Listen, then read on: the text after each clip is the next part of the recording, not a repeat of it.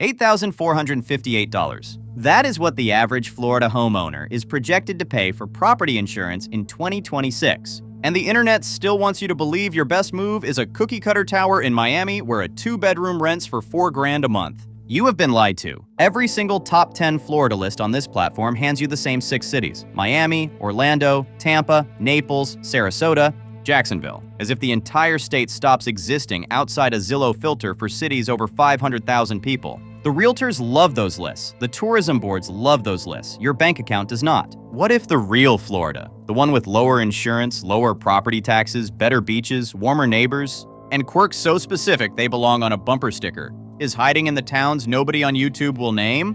We are talking about a fishing village that supplies most of Florida's oysters and looks like a movie set nobody built. A Space Coast town where you can watch a rocket launch from your front porch and pay under $300,000 for the porch. And a town on the Panhandle built around a lake so geometrically perfect that geologists still cannot fully explain it.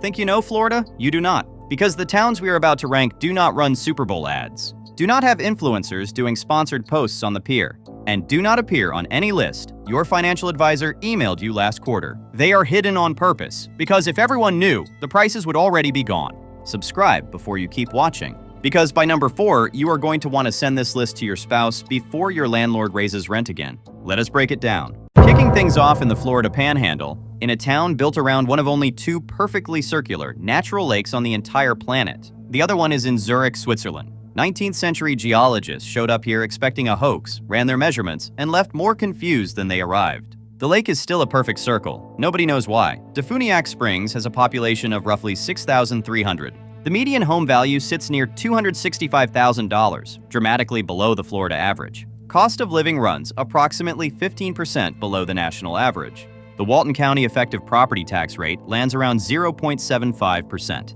And because this town sits inland from the Emerald Coast, homeowners' insurance premiums come in thousands of dollars lower than what you would pay directly on the water.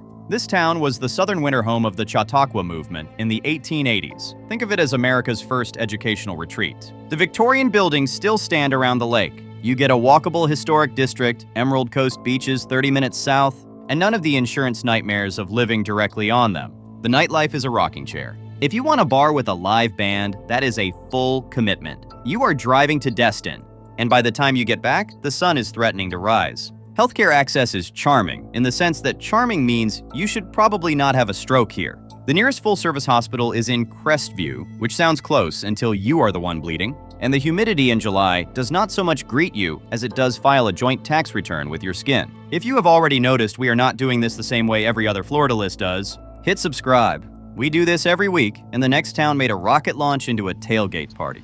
You can watch a SpaceX rocket launch from your driveway. Not from a screen, not from a bar, not from Kennedy Space Center parking, from your driveway. Locals grill hot dogs during launches like it is a football tailgate. Titusville has a population of about 48,000. The median home value hovers around $265,000. The Brevard County effective property tax rate lands near 0.87%. Median household income comes in around $58,000. Cost of living runs approximately 6% below the national average.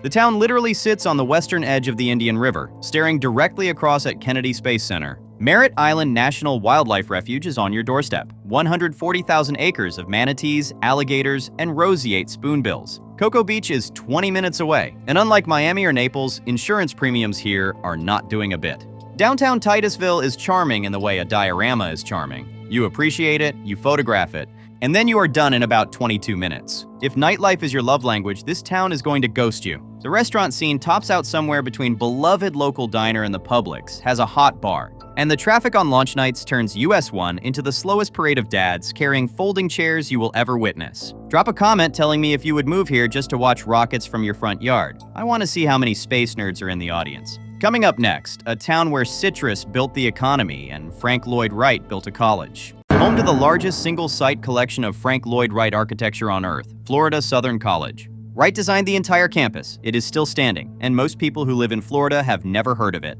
Lakeland has a population of about 120,000. The median home value sits near $275,000. The Polk County effective property tax rate lands close to 0.9%. Median household income comes in around $59,000. Cost of living runs approximately 8% below the national average. This town sits directly between Tampa and Orlando, 45 minutes to either. There are 38 named lakes inside the city limits. It is big enough to have a downtown, small enough that traffic still moves. And homeowners insurance comes in dramatically lower than anywhere within 20 miles of the Gulf. The lakes are beautiful. The lakes are also full of alligators. This is not a metaphor. Publix is headquartered here, which means everyone who works at Publix corporate lives here, which means the entire town operates on a very specific grocery store executive energy. Summer humidity has been described by locals as a small wet dog that follows you inside and refuses to leave. And the downtown, while pretty, closes at 9 p.m. sharp, so if you were hoping for a spontaneous Tuesday, it will not be spontaneous, and it will not be Tuesday. Like this video if you have already screenshotted this list. And stay with me, because the next town is a fishing village that invented the modern air conditioner. This tiny fishing village on the Forgotten Coast supplies most of Florida's oysters, and the entire downtown looks like a 19th century movie set someone forgot to strike. Also, the modern air conditioner was invented here in 1851 by a local physician named John Gorey, which means every cold room you have ever entered technically owes this town a thank you card. Apalachicola has a population of about 2,300. The median home value runs roughly $350,000. The Franklin County effective property tax rate sits near 0.7%. Cost of living runs approximately 3% below the national average. Insurance premiums here are more painful given the coastal location. Plan on a solid 4-figure line item. The Forgotten Coast is the last stretch of Florida Gulf that has not been overrun by developers, chain restaurants, or wedding planners. Historic downtown features Victorian and Greek Revival architecture, sea oysters, fresh grouper, and shrimp boats still working the water. Nearby St. George Island has some of the most underrated beaches on the entire Gulf. Hurricane exposure is not a mild concern here. It is a lifestyle. When storms come, they come with names, opinions, and mandatory evacuation orders. The nightlife is a bar. That is not shorthand. There is one bar. If you were hoping for a diverse job market, the diversity is between oyster boat and shrimp boat. And Dr. John Gorey may have invented the air conditioner in this town. But that does not mean the outdoors in August has forgiven him for choosing to live here first. Comment Apalachicola if you knew this town existed before this video. I want to see how many of you the tourism board missed. Coming up next, a town where the entire economy runs on antique festivals and Christmas lights. This town hosts more festivals per capita than probably any other place in Florida. Antique festivals, art festivals, seafood festivals, a Renaissance festival, and a lighted boat parade every December that pulls in tens of thousands of visitors. Locals nicknamed it the New England of the South, and given the elevation changes and oak-lined streets, they are not entirely wrong.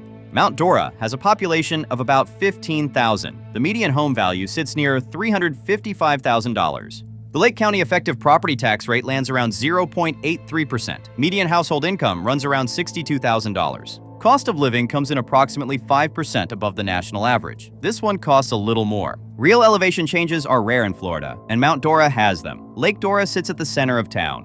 The walkable historic downtown has bookstores, cafes, and antique shops that actually stay open past sunset. Roughly 45 minutes from Orlando. Close enough for the airport, far enough for the sanity. This town has been discovered. That means weekends turn downtown into a slow-moving anthropology exhibit of Orlando day trippers photographing the same wrought iron balcony. Real estate here has appreciated so fast, the locals talk about property values the way people used to talk about the weather.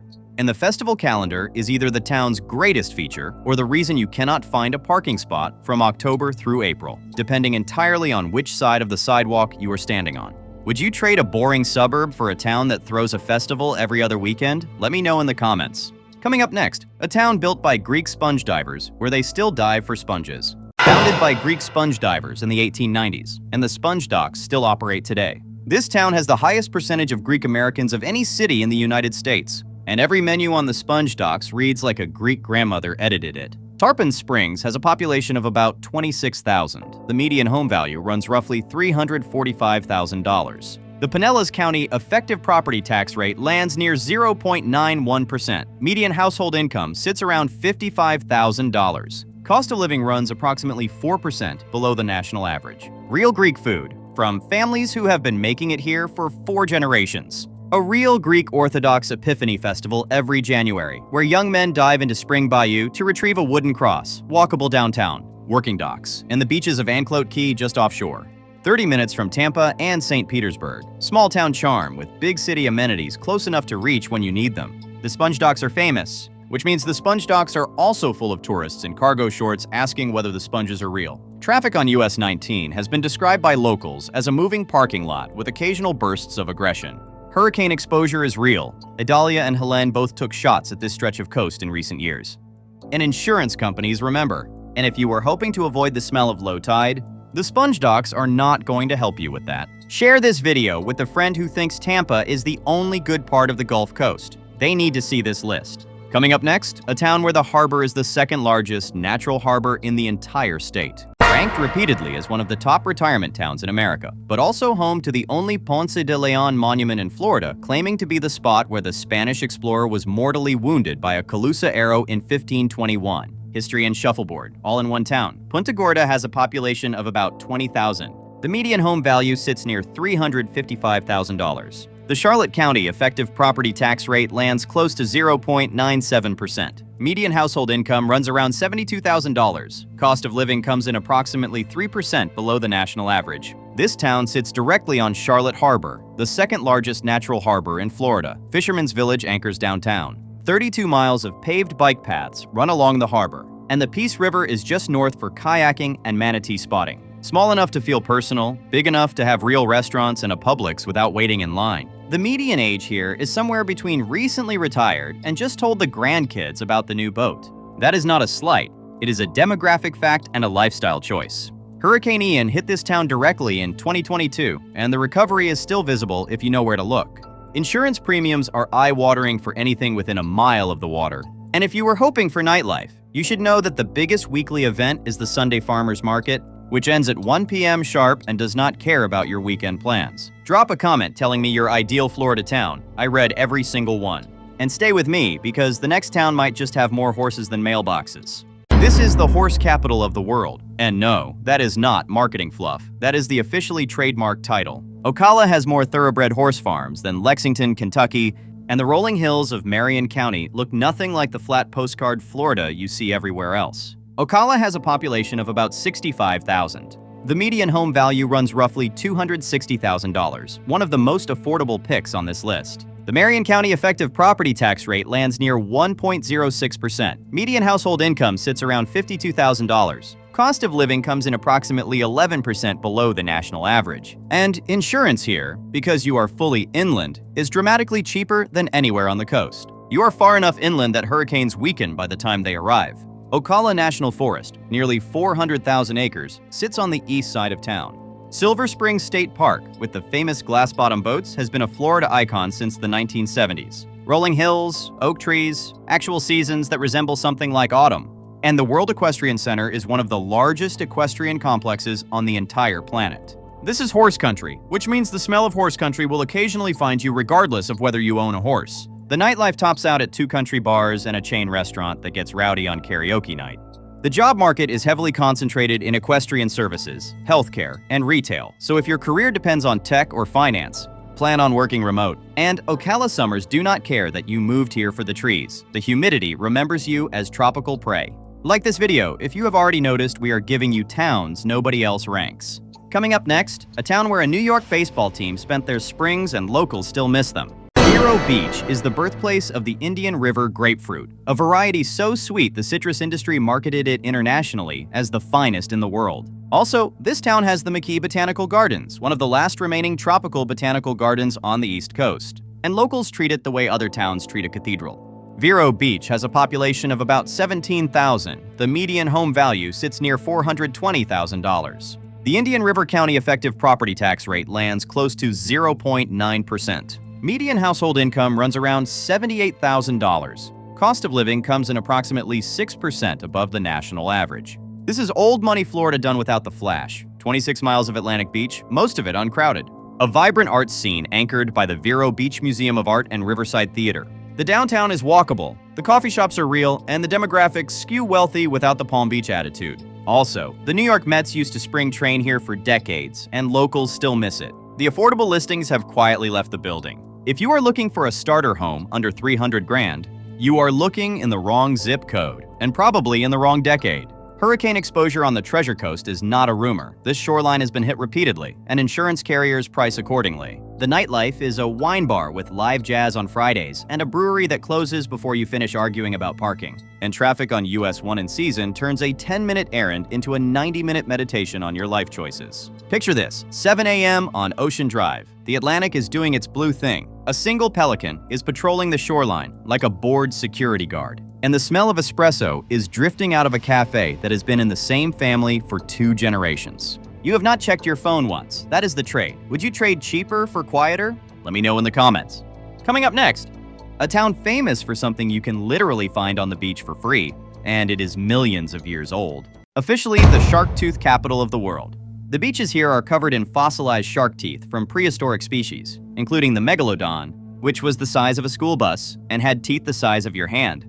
People walk the beach with wire basket sifters like it is a normal Tuesday, because here it is. Venice has a population of about 26,000. The median home value sits near $445,000. The Sarasota County effective property tax rate lands close to 0.9%. Median household income runs around $78,000. Cost of living comes in approximately 8% above the national average. This town was originally planned in the 1920s by architect John Nolan as one of the first fully designed cities in America. You can still see it in the wide boulevards and Mediterranean revival architecture. Historic downtown Venice is walkable, with a legit theater, real restaurants, and a farmer's market that actually means it.